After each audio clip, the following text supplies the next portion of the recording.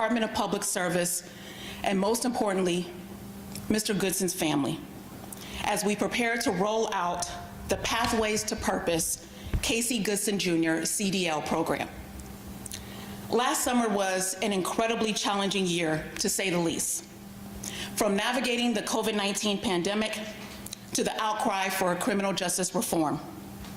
Our streets were literally on fire with community activists and were demanding change. Led by Council President Shannon Hardin, Columbus City Council passed in record time the Reimagining Public Safety Package. Reimagining public safety also includes an examination of the city's budget and determining where fewer dollars can be allocated towards policing and where more dollars can be put towards affordable housing, neighborhood upkeep, and so much more. Council was literally in the midst of hosting the next round of community conversations when we learned of Mr. Goodson's death. I will not mince my words. I was outraged and heartbroken that another Black man had died at the hands of law enforcement. The pain that I felt deep in my spirit, the feeling of helplessness and hopelessness that I know many of us felt was very real.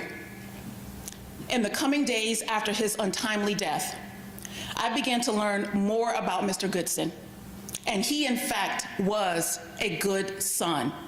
He was a great man, a reliable brother and friend who loved animals, and was also a devoted and experienced CDL driver. Armed with this information, my team and I got to work because I refuse to allow another Black man in our community be reduced down to the last moments of his life, or just another statistic or hashtag. Mr. Goodson's life mattered, and he had an incredibly bright future ahead of him as a truck driver. The Pathways to Purpose Casey Goodson Jr. CDL program was created to uplift Mr. Goodson's name by honoring the legacy of his life, by providing opportunities to individuals, regardless of their background, to be gainfully employed as a CDL driver, whether that is with the City of Columbus or with a private employer in the Central Ohio region. Currently, we are facing a local, regional, and nationwide shortage of drivers.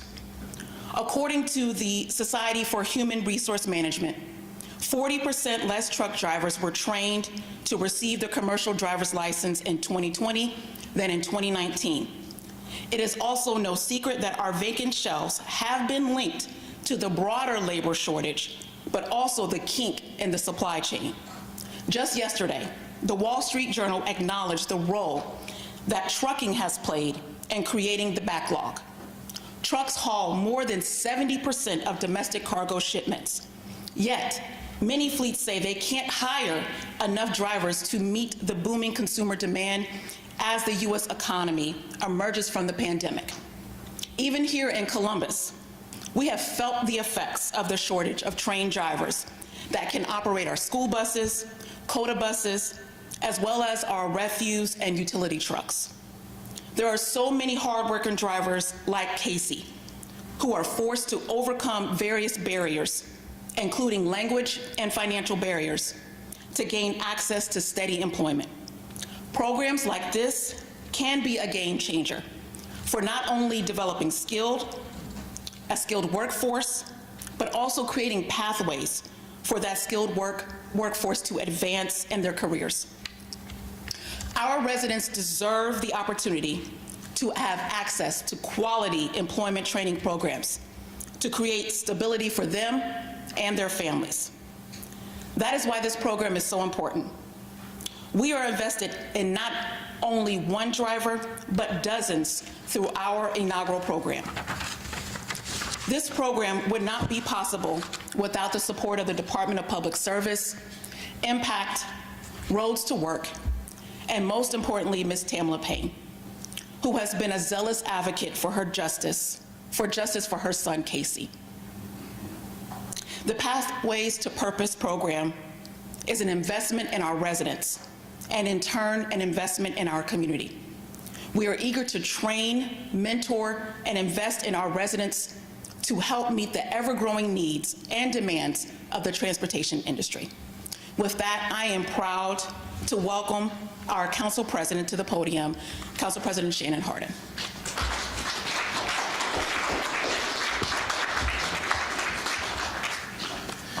Well, good afternoon. It is certainly good to be here with the Goodson family. To Mr. Bo Chilton, thank you so much for opening your arms and your house to us, and as Councilmember Favor said, for the partnerships, certainly before the last year, but the last year really has shown the importance of the work of impact in protecting families and supporting families. So thank you so much. To my friend Sean Walton, to Mr. Crockett, thank you for being here, and again, so to Ms. Payne and to the family. This is an important day. But would you help me in celebrating my colleague, Councilmember Favor? She took the pain of a community and turned it into a purposeful program that will continue to change lives. I think that's worth celebrating.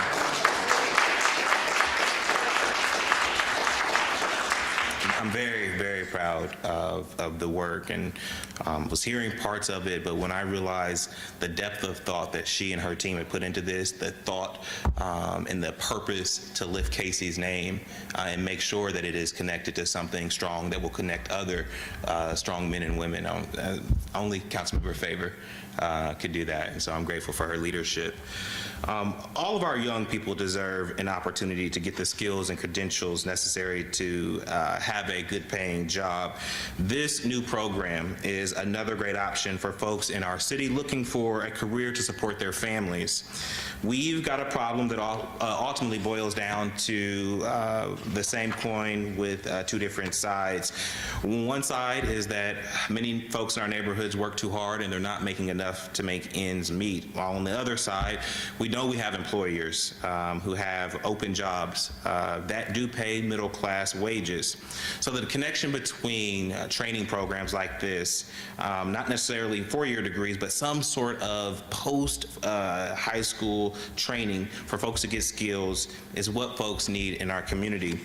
The state of Ohio, national workforce thought leaders, and local groups like the Central Ohio Compact have found the same thing. They said that for a community to be competitive with the jobs of the future, you need about 65% of your working age folks to have some type of credential, some type of support so they can get these new jobs.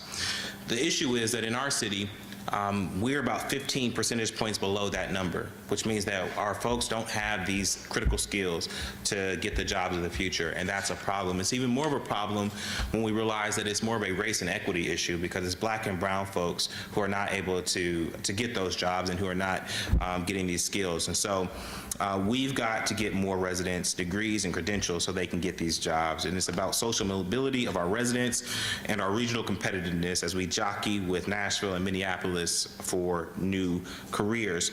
This program is one more route so residents can get the skills that they need. And so again, I want to thank Councilmember Favor for driving this project forward in collaboration with Impact and Mr. Crockett, and certainly that we as a city get to lift the name of Casey Goodson in this project that will, did you call it a pilot? Okay, I'm about to make sure that this is an investment, a long-term investment on behalf of the city of Columbus to lift Casey Goodson's good name, but also to support the future workers of our city. So thank you again. It's now my honor to introduce the city's pastor, Pastor Mike Young. Mike Young.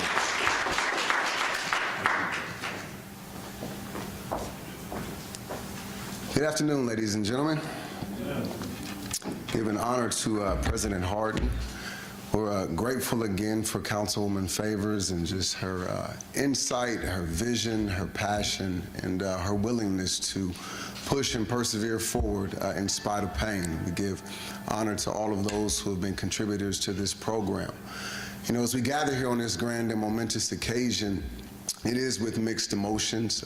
Yes, we are still filled with pain because we're still on the journey to justice as it relates to Casey, and not just his death, but his murder. But I would suggest to you that although Casey's death was tragic, somehow, some way, that boy Casey keeps being triumphant, right? He continues to bring positive change to our community. He continues to be somebody who didn't just live a life, but he's leaving a legacy. And he's leaving a legacy that will never die. Yes, in one sense, Casey was a victim. There's no question about it. But in another sense, I would suggest to you that he's a victor, right? He is helping other people win. He's allowing other people to access things that they couldn't previously access. So although Casey may be gone physically, Casey continues to live and continues to bring positive change to this community. When we look at Casey's death, Casey's death is something that is now unlocking other people's destiny, right? Casey's death, think about that, is unlocking other people's destiny. Casey's death, which caused pain, as President Hardin and Councilwoman Favors said, it was pain, but it's also purposeful, right? And the purpose is that it's bringing prosperity to our community. People who wouldn't have had the opportunities that they're about to get are going to get this opportunity. So I believe Sister Tamla, the biblical principle, continues to reign true, that says not some things, not most things, but all things work together for the good of them who love God and are called according to his purpose, right? In God's sovereign plan, Casey is somebody who is serving purpose even from the grave, right? In God's sovereign plan, there is positive change that's coming to our city, right? And I remember one of the things that Sister Tamla shared with us is that one day Casey thought he was going to be famous. And Brother Sean, we stand here today, Casey is famous, and he's famous not for a crime he committed. He's not infamous, he's famous, not for a crime he committed it or something that's negative, but this is a young black man who, because of the positive life he lived, is now leaving an impactful and positive legacy. Amen? So it gives me great honor, and it is an extreme privilege to call to the podium two individuals who are family to me. You know, it's something about when you walk through challenges together, when you walk through pain together, not just times of celebration, but when you walk through tearful moments together, there is a bond and there's a unity that is forged. And I've had the opportunity to be not only an inspiration, but I always tell her I've been more inspired by Tamala and the love that she had for her son, and her willingness and her ability to persevere through pain until she gets justice for Casey. So I would like to introduce to some and present to others Sister Tamala Payne, but not just Sister Tamala Payne, also her legal counsel, and my brother and my friend, and a person who is fighting for justice, not just for Casey, but for many black and brown boys, men, and family in our city, and the person of Attorney Sean Walton. Sister Tamala, Brother Sean, we now invite you to the podium.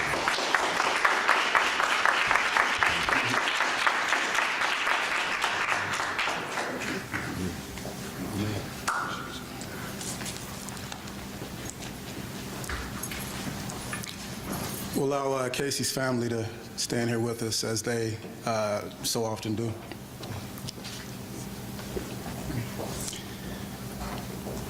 One of the first things I learned about Casey Goodson Jr.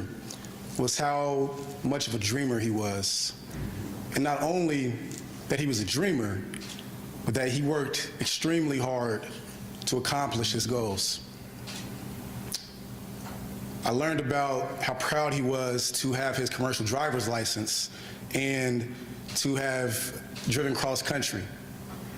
I learned about how his dreams extended to not only driving commercial vehicles, but also owning a fleet of commercial vehicles. And in doing so, empowering others to see their dreams through. So I thank Councilwoman Favor and City Council for creating this program and allowing Casey's dreams to continue despite the fact that those dreams were senselessly cut short by a murderer, by someone who did not see the purpose and the value in Casey's life. I appreciate you all for acknowledging that purpose in a way that is in line with the way Casey lived his life. As we stand here today, we are almost 1 year from that date, December 4th, that Casey was murdered by Jason Meade. And as we celebrate this continuation of Casey's dreams, we also acknowledge the fact that we continue to call for accountability and for justice when it comes to that individual that cut Casey's dreams short. And so as we celebrate this moment, we continue to uplift Casey's name. And again, we thank the city for standing with Casey and for never doubting Casey's character or the person that he was, because Casey deserves that, his family deserves that, and so many other Black and brown people in the city deserve the opportunity to live out their dreams, to not have those dreams cut short. And so again, we're focused on justice for Casey, and we will ensure that Casey's dreams and his name are forever remembered in a way that is in line with who Casey Goodson Jr. was. And we thank you all.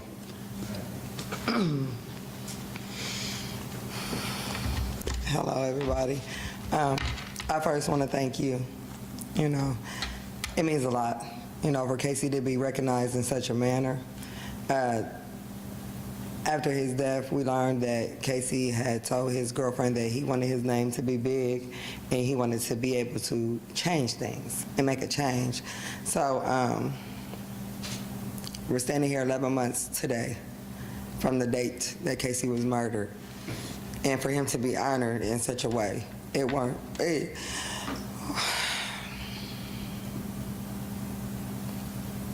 warms my heart, because although Casey's life wasn't given a chance, because a man filled with hate decided to execute him.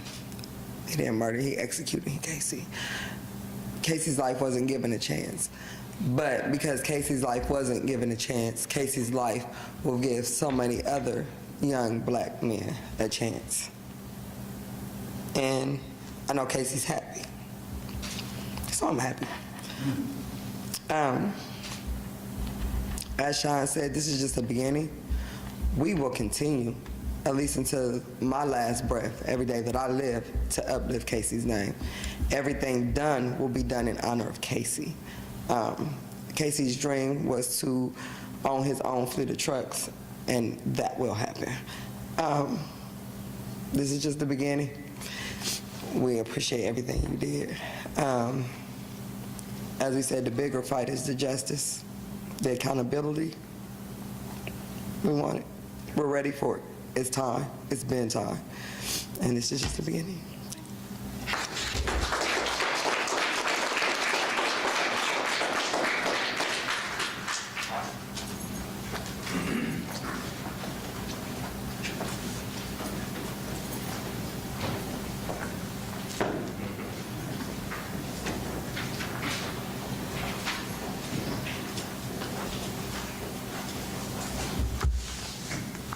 Council President Harden, Councilmember Favor, thank you for having me here today to experience the importance of this moment.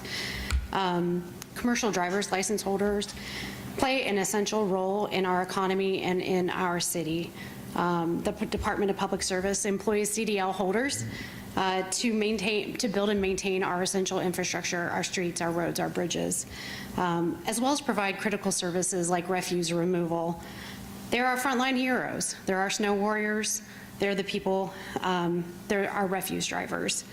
Our department is excited to provide opportunities for CDL holders as a result of this Pathways to Purpose program. Thank you so much for the opportunity to assist and help bring more CDL holders to our city and to the private sector.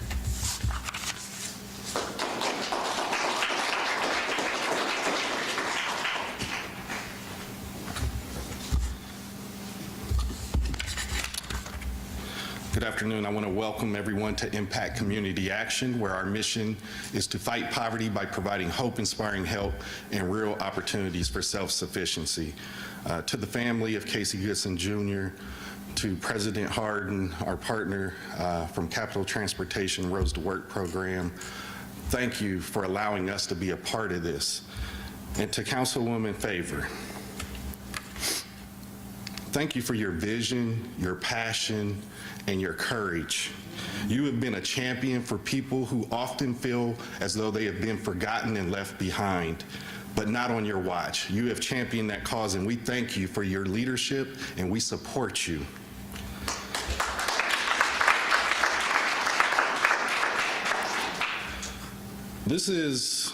The Roads to Work program has been transformational for a number of people. We have literally seen people go from earning minimum wage to over $50,000 in the course of 2 months. I want to thank Richard Crockett from Capital Transportation for the Roads to Work program, and I do owe a debt of gratitude to Franklin County Commissioners for investing in that program over the past 3 years. We've seen the transformation. We have a waiting list, and so we embrace this opportunity to expand to so many others who definitely want to take advantage of the career building, the pathways to prosperity. So thank you for your investment to the City of Columbus. This program is a shining example of the power of partnership between public, private, and nonprofit sectors. It's especially meaningful to launch this program named after Casey Goodson Jr., whose life was tragically cut short before he could fully realize his aspirations of building a career in the trucking industry, and I have no doubt he would have owned that fleet. We all strive to honor his memory by providing this opportunity to others. Listen, no one wants to be poor, but when you're working 2 and 3 part-time jobs, you're either uninsured or underinsured, you don't see a way out. How do you get off the hamster wheel and actually earn a wage where you can take care of your family when you're in survival mode? What this program allows is for people to take a step back, to not have to work so many hours. Through this program, they will earn a stipend of $200 a week, plus they will provide or they will receive the wraparound services necessary to remove the employment barriers. If they need help with rent, if they need help with their utilities, transportation, childcare, we're going to take care of those things so that they can concentrate on getting the skills and the credentials necessary to earn a family-sustaining wage and to truly become self-sufficient. So I want to thank you for allowing us to be a partner in all of this. I want to thank my staff who have really made this program what it is from our side. Special thank you to Dana and Katie and Carmen and all of you who have contributed, Ashley, to making this program and this partnership what it needs to be. We will do a lot of good work in Casey's name. Thank you.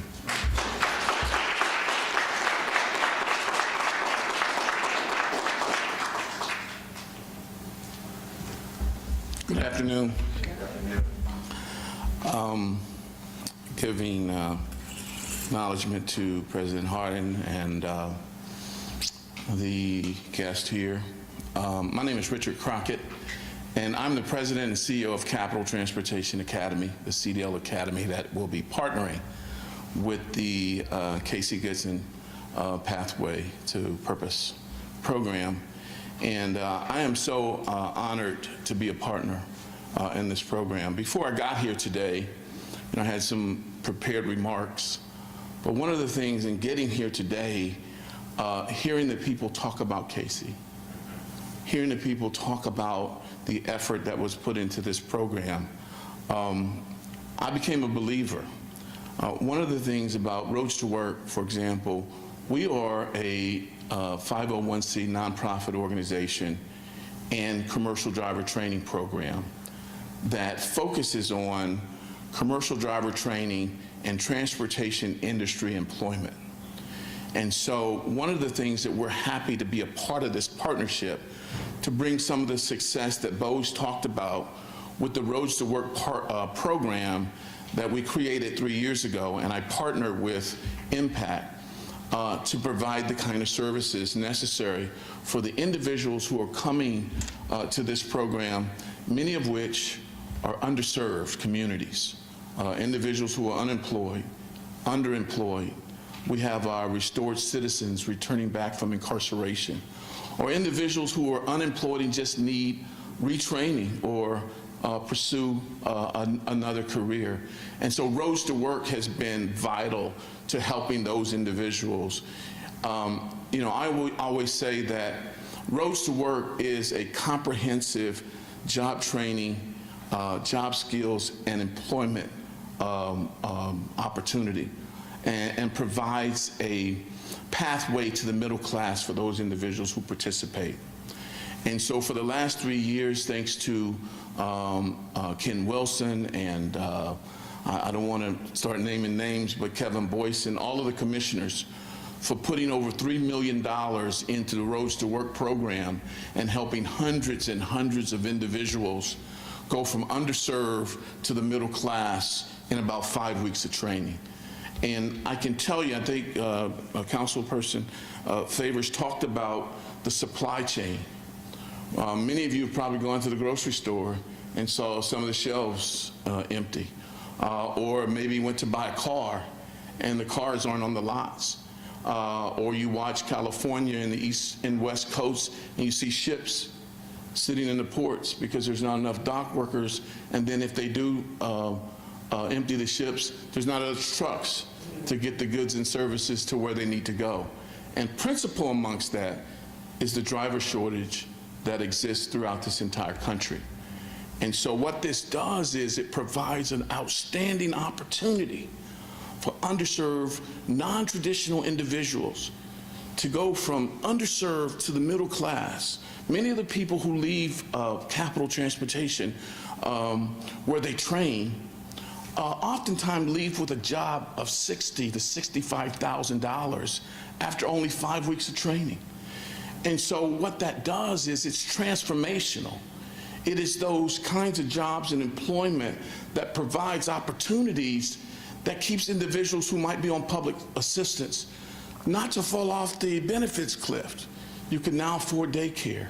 You can afford transportation. You can afford food. You can afford some of the basic kinds of subsistence assets or requirements for you and your family. And so I've had individuals come back to Capitol and back to Roads to Work, and I'm sure Bo has had the same thing with his staff, where they come back in their new cars. They've got a place to stay. They can pay child support. So these individuals certainly have benefited from, again, the shortage of drivers and programs like Roads to Work and the Casey Goodson Pathway to Purpose program. And we're certainly happy to partner with this program, and I really honor Councilperson Favors for the focus and the attention and the effort her and her staff have put into this, making this program reality. So again, I'd like to thank Councilperson Favors, City Council, Bo. It's been a great partnership in providing the soft skills necessary to get these people ready for employment, because many of them hadn't worked, some of them haven't been worked, again, returning from incarceration. So it's getting these people ready for employment, job training, and some financial literacy and those kind of things, because these individuals go from unemployment to $1,200 to $1,500 a week, bring home pay. And so that's transformational, and we're glad to be a part. Thank you for allowing us to be a partner, and thank you so much for all of your efforts, Councilperson Favors.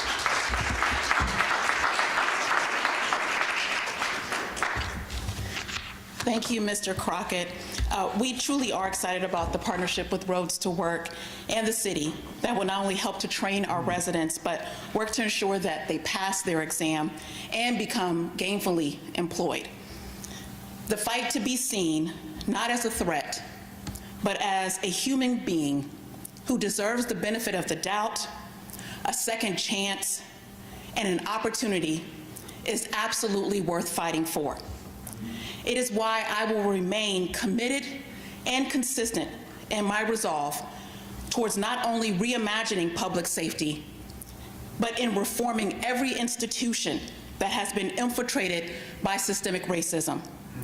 We all have a role to play in dismantling the systems that have disenfranchised and dehumanized historically marginalized people. Breaking down employment barriers and providing access to true living wage jobs is just the start. That provides a real pathway forward. I want to thank you all for your time, and I continue to keep Mr. Goodson's family in my prayers. Thank you all. Have a good day.